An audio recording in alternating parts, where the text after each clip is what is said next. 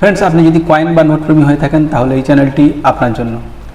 আজকের বিষয়, কয়েন পরিষ্কার করা উচিত কি না, যদি কয়েন পরিষ্কার করা যায় সেটা কিভাবে করা যাবে।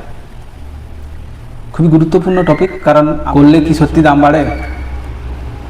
ভিডিওটা না স্কিপ করে দেখুন, কারণ আমি বিজ্ঞানসম্মতভাবেই আপনাদের জানাবো যে কয়েন পরিষ্কার করলে কিভাবে করবেন এবং যদি করেন তার ফলে কি হবে। বেশি কথা না বলে সঙ্গে আমি সম্রাট, চলুন শুরু করা যাক। বাংলার 1 নম্বর সঠিক, নির্ভেজাল ও শিক্ষণীয় মুদ্রা রহস্যে আপনাদের স্বাগত। অনেক নতুন কালেক্টর এবং নতুন যারা কয়েন প্রেমী এই ফিল্ডের সঙ্গে জড়িত, ওনারা প্রথমেই কয়েন দেখে একটু নোংরা কয়েন দেখলে ওটাকে চকচকে করার জন্য এবং বেশি দাম পাওয়ার লোভে কয়েন পরিষ্কার করে ফেলে।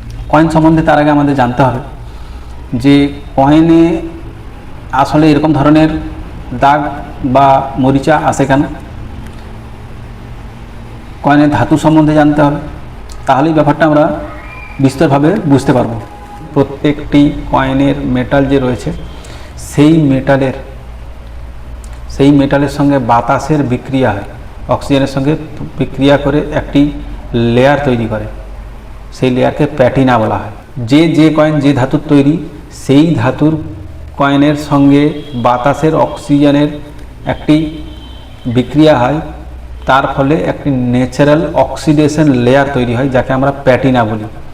এই প্যাটিনা বা এটি সুরক্ষা কবচ যখন আপনি সরিয়ে ফেলেন, ধুয়ে দেন, তখন কিন্তু সেই সুরক্ষা কবচটা বা সুরক্ষা স্তরটা সরে যায়, যার ফলে তাৎক্ষণিকভাবে কয়েন দেখতে খুব চকচকে হলেও পরবর্তীকালে সেই কয়েনকে সংরক্ষণ করে রাখা খুবই মুশকিল, কারণ সে কয়েনের জং ধরবেই এবং কয়েনটি নষ্ট হবেই। দীর্ঘ সময়কালীন ধরে আপনি তখন আর প্রোটেকশন করতে পারবেনই না। তার উদাহরণ আপনাদের দিই। প্রথমে যদি আমি বলি যে কপারের কয়েনে সঙ্গে বাতাসের অক্সিজেন এবং ময়েশ্চার দুটো বিক্রিয়া করে কপার সালফাইড নামে একটি লেয়ার তৈরি হয় ওই কয়েনের মধ্যে, কালচে ধূসর টাইপের। এবার ওই লেয়ারটাকে আমরা নোংরা মনে করি এবং ওয়াশ করে ফেলি ভিনিগার, লেমন জুস, হারপিক ইত্যাদি ইত্যাদি ইত্যাদি দিয়ে। তাতে কি হয়, ওই যে কপার অক্সাইডের যে লেয়ারটি, এটি কিন্তু সরে যায়, মানে সুরক্ষা কবচটাকে আপনি সরিয়ে দিলেন। এর ফলে কয়েন কিন্তু তাৎক্ষণিকভাবে চকচকে একদম সুন্দর লাগবে দেখতে, কিন্তু পরবর্তীকালে সেই কয়েনের মধ্যে একটি সবুজ কালারের ফাঙ্গাস বা সবুজ কালারের জং ধরে, যেটা কিন্তু কয়েন পুরো খেয়ে নেয়। আপনি কোনোভাবেই প্রোটেক্ট করতে পারবেন না কয়েনকে।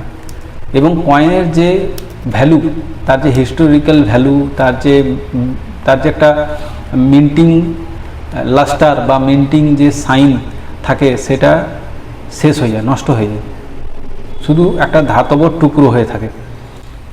এরপরে যদি আমি সিলভারের কথা বলি, সিলভারের মধ্যেও একটা প্রোটেকশন লেয়ার তৈরি হয়, যেটাকে বলা হয় সিলভার সালফাইড। এই সিলভার সালফাইড লেয়ারটি সিলভার কয়েনকে প্রোটেক্ট করে।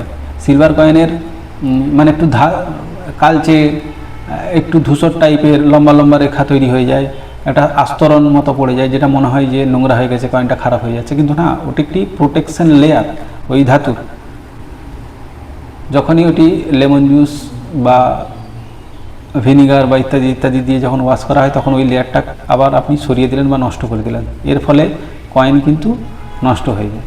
আর নিকেল আর স্টেনলেস স্টিল বা কপার নিকেল বা স্টেনলেস স্টিলের কয়েন, এখন যে বর্তমানের কয়েনগুলো, তাতে তেমন একটা ক্ষতি হয় না ঠিকই, কিন্তু একটা যে মিন্টিং লাস্টার থাকে, একটা যে মিন্টিং সাইন থাকে কয়েনের মধ্যে, যে একটা ন্যাচারাল কয়েনের যে তার যে একটা লাস্টার, সেই লাস্টারটা শেষ হয়ে যায়। এবং কয়েন ওয়াশ করা কয়েন এক নজরে দেখলেই চেনা যায়। এক নজরে দেখলেই যারা জানেন তারা জানেন যেটি ওয়াশ করা কয়েন, তখন কিন্তু তার ভ্যালু একদম ডাউন হয়ে যায়। মানে একটা কয়েন ওয়াশ করার আগে ধরুন যদি তার 2000 টাকা মূল্য হয়, ওয়াশ করার পরে তাকে 20 টাকাও সম্ভব না, মানে কারণ কয়েনটা তাৎক্ষণিকভাবে দেখতে ভালো লাগলেও পরবর্তীকালে তাকে প্রোটেক্ট করা খুবই মুশকিল। এটা আমরা যারা জানি তারা জানি। তাই কয়েন পরিষ্কার করবেন না। কয়েনের যে ন্যাচারাল এজ টোন, যেটা তার লাস্টার, সেটাই তার ভালো। তাহলে কি কয়েন পরিষ্কার করব না? হ্যাঁ, করা যাবে, কয়েন পরিষ্কার করা যাবে। যদি আমাকে বলেন, আমার মতে কয়েন পরিষ্কার করার একটাই নিরাপদ এবং সেফ পদ্ধতি, যদি সেটাকে আপনি সঠিকভাবে করতে পারেন, সেটা হচ্ছে যে যদি ভিজিবল ডার্ট থাকে, মানে ধরুন কাদা ধুলো বালি দেখা যাচ্ছে, তো কয়েনটাকে একটু পরিষ্কার করলে ভালো হয়। সেক্ষেত্রে এটা করা যেতে পারে যে গরম জল, হালকা গরম জলের মধ্যে কোনো লিকুইড সোপ, মানে সফট লিকুইড সোপ যেটাকে বলা হয়, যেমন কোনো বেবি হেয়ার শ্যাম্পু, এই ধরনের সফট লিকুইড সোপ ব্যবহার করতে পারেন এবং তাতে কয়েনগুলো ডুবিয়ে রাখুন 10-15 মিনিট 20 মিনিট, যতক্ষণ আপনার যেরকম মনে হয়, যেরকম যতটা ময়লা বা যতটা নোংরা সেই কয়েনটি তার উপর ডিপেন্ড করছে। তারপর একটি সফট ব্রাশ দিয়ে, যেগুলো বাজারে মার্কেটে পাওয়া যায়, সফট ব্রাশ পাওয়া যায় বেবিদের জন্য, তো সেই সফট ব্রাশ দিয়ে হালকা হাতে আলতো করে আপনি কয়েনগুলোকে, যাতে স্ক্র্যাচ দাগ বা হেয়ার লাইন্স না আসে, খুব সাবধানে আপনি কয়েনটাকে আস্তে আস্তে পরিষ্কার করতে পারেন সেই ডাটগুলো। তারপর ঠান্ডা জলে ভালো করে ধুয়ে সেটাকে কোনো কটনের কাপড় বা ন্যাপকিন দিয়ে ভালো করে মুছে শুকিয়ে, একদম প্রপারলি শুকিয়ে, তাতে যেন না কোনো রকম ময়েশ্চার থাকে, তাহলে কিন্তু পরবর্তীকালে জং ধরার সম্ভাবনা থাকবে। শুকিয়ে তারপর আপনারা প্যাক করে রাখতে পারেন, যেমন কয়েন ফোল্ডার বা যেভাবে রাখা হয় স্লিপসে।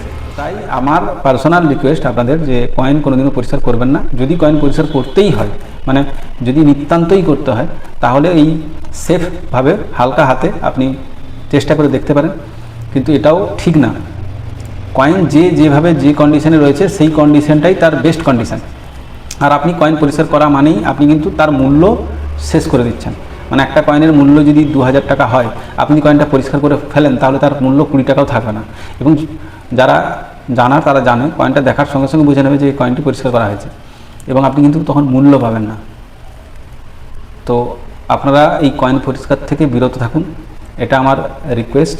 এবং কোনো লিকুইড, কোনো কেমিক্যাল, ওই Harpic, acid, vinegar, soda, toothpaste, lemon juice, এসব কিছুই ব্যবহার করার দরকার নেই, আর ব্যবহার করা উচিতও নয়। এইরকম ধরনের ভিডিও আমি প্রায়ই বানিয়ে থাকি। আপনাদের যদি ভিডিও ভালো লেগে থাকে তাহলে অবশ্যই একটা লাইক করবেন এবং সাবস্ক্রাইব করে নেবেন। যদি কিছু বলার থাকে অবশ্যই কমেন্ট করে জানাবেন। আর আমার সঙ্গে যোগাযোগ করতে চাইলে অতি অবশ্যই ফেসবুকে গিয়ে মুদ্রা রহস্য সার্চ করতে পারেন, বা ইউটিউব ডেসক্রিপশানে আমার ফেসবুকের লিঙ্ক রয়েছে, ওখানে ক্লিক করেই সরাসরি আপনারা ফেসবুকে গিয়ে আমাকে ইনবক্স করতে পারেন। এই বলে আমি আমার ভিডিও শেষ করছি। ততদিন আপনারা ভালো থাকুন, সুস্থ থাকুন, দেখা হচ্ছে আগামী ভিডিওতে।